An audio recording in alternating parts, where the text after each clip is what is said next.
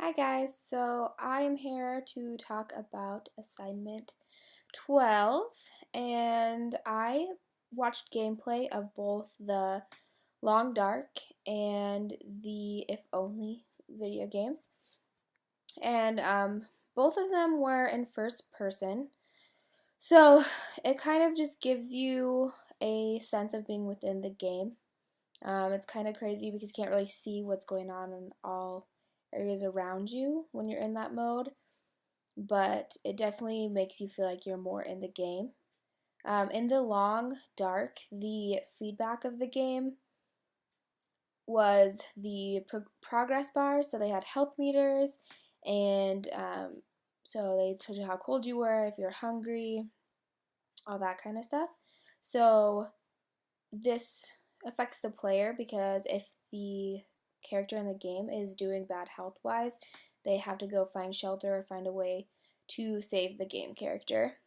And also, time in the Long Dark is basically based off of how long the game character is healthy. So everything's centered around that, how much time you have before the character freezes to death. You have to find shelter to reimburse their level of health. If only it kind of seemed like the time was indefinite. So there's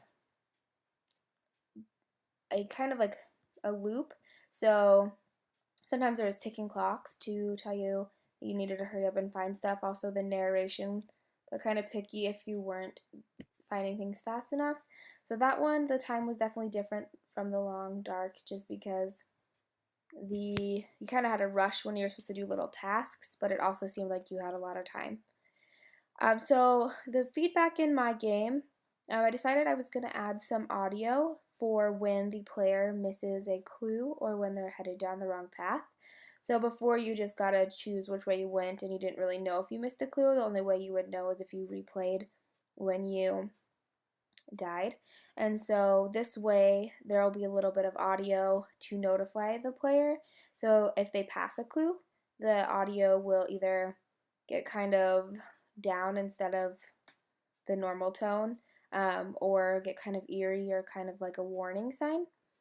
And then if they do good, it might either just stay the same so that it doesn't give anything away, or I haven't quite thought everything through on that, but that's kind of one of my feedback add-ons. And then the other one is when the player loses, I'm going to add a way for the player to possibly save themselves. So it'd have to be based off of if they were paying attention to something before they died. And then if they can get that, they have a chance to start from where they were before they died, or they just have to start over if they fail that. So those are kind of my two feedback add-ons. And I added a link for some audio for when you die or for when you win something. And then also two little images of something that could happen at the end of the game and something that could happen when you died. So please let me know what you think. Thank you.